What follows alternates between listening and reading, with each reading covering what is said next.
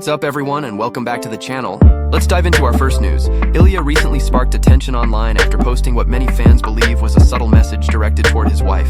Just a few weeks ago, Ilia and his wife removed nearly all photos of each other from their Instagram accounts, fueling rumors that the two might be going through relationship issues. Fans immediately began speculating that something had gone wrong between the couple. Now, Ilia has posted a series of new photos and short videos, and one particular note in his post caught everyone's attention. The message read, "My problem was I wanted to take people with me to the top who didn't even want to see me at the top." Many fans interpreted this as a clear reference to his wife, suggesting that he might be expressing frustration or disappointment over feeling unsupported during his rise to success.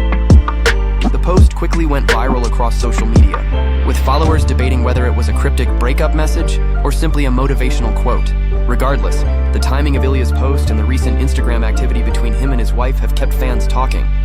While Ilia hasn't publicly confirmed anything, the emotional tone of his words definitely got people speculating about what's really going on behind the scenes. And before we continue, make sure to leave a like on the video and subscribe to help support the channel. Moving on to another news, Alex Pereira has once again shown his playful side, recreating the iconic clip of Mike Tyson kicking Dana White out of his seat on a plane. In the short video, Alex is seen walking down the aisle before spotting a man sitting comfortably in a seat he apparently wants. With his trademark calm but intimidating tone, Alex says, "Hey, come on, move it. I like this seat." The man laughs nervously before getting up, allowing Alex to take the spot. Once seated, Alex looks around, nods in approval, and says with a grin, "I like it better. So nice." The lighthearted reenactment quickly went viral across social media, with fans loving the unexpected humor from the usually stoic and serious champion. Many commented that Alex managed to perfectly capture Mike Tyson's energy from the original video while still making it his own with that signature stone-faced expression.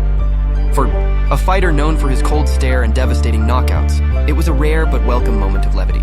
The clip reminded fans that behind the aura of intimidation, Alex Pereira also has a fun and relatable side that keeps people entertained outside the octagon too.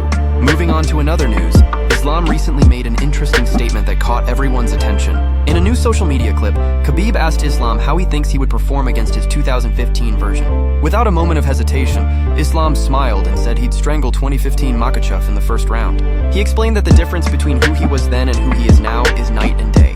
Back in 2015, Islam was still learning, still building his timing, and figuring out how to mix his striking with his wrestling. Now, he believes his fight IQ, confidence, and overall skill level have evolved far beyond what it was a decade ago. Khabib laughed at the response, clearly proud of his friend's growth and dominance. Fans online reacted quickly, with many agreeing that Islam has become one of the most complete fighters in the sport today. Some even joked that the 2015 version wouldn't have lasted a minute with the current champion. It was a lighthearted but powerful reminder of how much work Islam has put in to reach the very top of the UFC lightweight division. Moving on to another news, Valentina Shevchenko has stepped forward to defend Joe Rogan after Ronda Rousey's recent criticism of the longtime UFC commentator. During a recent appearance on Bert Kreischer's podcast, Ronda took a few shots at Rogan, calling him just a fan with an audience. She argued that Joe isn't an expert on fighting since he never actually competed in MMA. During the discussion, Bert joked around, asking Joe how long it would take him to train enough to beat Ronda. Joe laughed it off, saying it would never happen, but Ronda doubled down, saying that he wouldn't know because he's not an expert. She insisted that Taekwondo isn't real fighting, claiming Joe's background doesn't qualify him to speak on what happens inside the octagon. Her comments stirred a big debate across social media, with many fans and fighters jumping in to share their opinions, but Valentina quickly came to Joe's defense. In a tweet she wrote, "I see Joe Rogan as a huge expert of martial arts, a nobleman, hunter, sportsman, and a great example for youth." Her words immediately gained traction, with fans praising her for standing up for Rogan. Valentina's support carried weight because she's one of the most respected athletes in MMA, known for her deep knowledge of martial arts and professionalism. Many agreed with her, pointing out that Joe's decades of experience in Taekwondo, kickboxing, and his years of analyzing fights have made him one of the most knowledgeable voices in the sport. Despite Ronda's criticism, Rogan continues to be one of the most influential figures in the MMA world, and Valentina's defense only strengthened his credibility among fighters and fans alike. Moving on to another news, John Anik believes Cyril Gane missed out on a huge opportunity at UFC 321. During a recent discussion, Anik shared that Gane was actually performing really well against Tom Aspinall before the unfortunate eye poke brought the fight to a halt. He explained that if he were in Gane's corner, he'd feel incredibly frustrated because his fighter was in peak condition, mentally, emotionally, and physically. According to Anik, Gane's jab was on point, sharp, and consistent, snapping Aspinall's head back like a Pez dispenser. He mentioned that Cyril had already done visible damage, even drawing blood from Aspinall's nose early in the bout. Onyx said that everything was clicking perfectly for Gane that night, and it felt like the momentum was starting to swing in his favor. But the accidental eye poke changed everything, robbing him of what could have been a statement performance, and possibly a career-defining win. Anik added that Gane will need to learn from this moment, especially about keeping his hands properly closed during exchanges, because moments like these can shift the entire trajectory of a fighter's career. In his words, it was truly a huge missed opportunity for Cyril Gane. Moving on to another news, the UFC has reportedly come under investigation by the FBI following allegations of a potentially fixed fight at UFC Vegas 110. The controversy began after Isaac Dolgaren was released by the promotion just hours after his first-round submission loss to Yadir Delva. According to reports from Ariel Helwani, the official reason for his release was the performance itself. However, the bout quickly drew widespread suspicion after a huge amount of betting money suddenly poured in on Dolgaren to lose in the first round, which is exactly what ended up happening. Several major sportsbooks, including Caesars, flagged the betting activity as unusual, with some even refunding bets placed on Dolgaren to win. Fans and analysts immediately started questioning the legitimacy of the fight, noting how off Dolgaren's performance appeared. UFC veteran Michael Chiesa didn't hold back, calling the showing amateur and absolute trash, suggesting something wasn't right. The situation escalated further when MMA betting insider Harry Mack reported that the FBI had officially launched an investigation into the matter. In a tweet, he revealed, "The FBI notified the UFC about the abnormal betting activity and line movement before the fight and gave them hours to pull it. They chose to continue, and from my perspective, they're now complicit in fixing a fight." Mack later followed up with an alarming update, stating that federal regulators have flagged over 100 UFC fights this year for suspicious betting patterns. He claimed that 2 additional fighters from the same card are also under review. According to his sources, the feds are preparing to audit several bouts officiated by referee Jason Herzog as part of a broader examination into betting irregularities. If these reports prove true, this could become one of the most serious investigations in UFC history. The combination of abnormal betting patterns, rapid fighter releases, and federal involvement has sent shockwaves through the MMA community. While no official statement has yet been made by the UFC or law enforcement, the growing evidence suggests this situation could develop into a major scandal that shakes the sport at its core. Moving on to another news, huge updates have just come in regarding Khamzat's next fight. During the recent ACA event in the USA, Khamzat was spotted cage-side, supporting his teammates Guram Kutataladze and Abdulrahman Dudayev. Guram made a strong post-UFC comeback with an impressive TKO win, while Abdulrahman's fight ended in a controversial split decision victory that left many fans debating the result. Cameras captured Khamzat looking visibly frustrated when the scorecards were read out, clearly unhappy with the outcome. His reactions instantly went viral, as fans speculated about what was bothering him. After the event, local reporters tried to get a quick interview with Khamzat, but he refused to speak, continuing his ongoing stance against that particular outlet, something he's been firm about for months. Instead, they caught up with his close friend and training partner, Alanbek Badwev, who ended up revealing some major details about Khamzat's upcoming plans. Alanbek explained that Khamzat had originally hoped to fight before the holy month of Ramadan, which begins in February and ends in March. He wanted to stay active and avoid another long layoff after his hard-fought victory over Duplessis back in August. However, things didn't go as planned. According to Alanbek, Khamzat was ready to go and had already been in light training, but minor issues with scheduling and his recovery from a lingering hand injury forced the team to push back the original timeline. The new plan, as revealed by Alanbek, is for Khamzat to return in early April, just weeks after Ramadan. This would allow him to complete his fasting period without the pressure of a fight camp. He added that the UFC is already in discussions for potential opponents, and while no names have been officially confirmed, fans are expecting another blockbuster matchup at middleweight.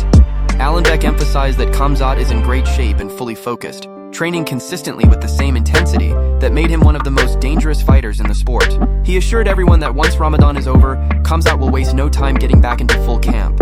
It's safe to say the Wolf is coming back soon, and the middleweight division better be ready for him. Moving on to another news, Team Khabib's manager Ali Abdelaziz went off on Paddy and Ilia during a fiery appearance on Submission Radio, where he dropped several bombshells about the UFC lightweight title picture. For weeks, fans believed Justin Gaethje was next in line to challenge Ilia for the title, but according to Ali, things started shifting toward Paddy, and that didn't sit well with him at all. He made it clear that if the UFC decides to give Paddy the next title shot instead of Justin, Gaethje will retire from the sport entirely. Ali said, "I'm telling you this right now. If Justin gets jumped by Paddy, he will retire and never fight again in the UFC. He then went on to criticize Paddy's recent competition, pointing out that his last 3 opponents are all winless in their last fights. You know what I'm saying, Ali continued. How is Paddy ahead of Justin in the rankings? The only guy I'll accept getting a title shot before Justin is Arman, but anyone else, that's completely unfair. He emphasized that Justin earned his spot by constantly taking tough fights and never backing down, while Paddy, in his opinion, hasn't proven himself at that elite level yet. Ali also mentioned that Islam doesn't care who he fights next. Islam will fight anybody. He doesn't give a damn, Ali said confidently. He's not chasing names. He's chasing greatness. He added that the focus should be on legitimate contenders, not fighters being pushed by hype or popularity. Ali didn't stop there. He shared more insight into upcoming fights, revealing that Arman will face Dan Hooker soon, and predicting a one-sided performance. I think Arman is going to beat the life out of Dan Hooker, he said. It's not personal. I don't have anything against the guy, but Arman is on another level. Another surprising revelation came when Ali discussed Magomed Ankalaev's preparation for his rematch against Alex Pereira at UFC 320. According to him, Magomed didn't spar for 40 days due to a rib injury leading into the fight. While some fans brushed off the excuse, Ali insisted it played a major role in the outcome. His comments quickly went viral, with fans debating everything from Paddy's legitimacy as a contender to the UFC's matchmaking decisions. One thing's for sure, Ali Abdelaziz made it clear that if Justin Gaethje doesn't get the next title shot, there's going to be serious tension between Team Khabib and the UFC. Moving on to another news, Josh Thomson recently broke down the new eye poke rule changes following the chaos at UFC 321, giving fans one of the clearest explanations yet of how the updated system will work. According to Josh, the athletic commissions and the UFC are making a strong push to bring more consistency and fairness to how fouls are handled inside the octagon. He admitted that the adjustment might feel strict at first, but with time, both referees and fighters will settle into the rhythm of the new system. Here's the breakdown of the new rule. As soon as a referee sees a fighter's hand open and extended toward an opponent's face, that fighter will immediately receive a verbal warning. If an eye poke occurs after that warning, it results in an automatic 1-point deduction, no questions asked. A second eye poke after that will mean another point deduction, again with no exceptions. This means referees will no longer debate whether the foul was intentional or unintentional. A foul is a foul, and fighters will have to adapt. Josh explained that the commissions finally realized that being too lenient on unintentional fouls was creating more problems than solutions. Fighters were often getting multiple warnings before any real penalty, and that inconsistency led to frustration for both fans and competitors. Now, once that hard warning is given, meaning the referee explicitly tells a fighter to keep their hands closed, any further infraction will automatically cost them a point. The decision is effectively taken out of the referee's discretion, making things much clearer across the board. He added that this change is a direct response to the recent high-profile heavyweight title fight that was marred by an eye poke incident, sparking major backlash from fans and analysts. That controversy pushed the officials to take decisive action, and instead of changing the gloves, which many believed was the issue, they decided to tighten the rule set itself. Josh also shared an interesting statistic, saying that nearly 95 to 98% of all eye pokes come from just 1 or 2% of fighters. So essentially, it's the same few individuals repeatedly causing the majority of these incidents. By enforcing this rule, the hope is that those fighters will quickly correct their habits once they realize the consequences are immediate and costly.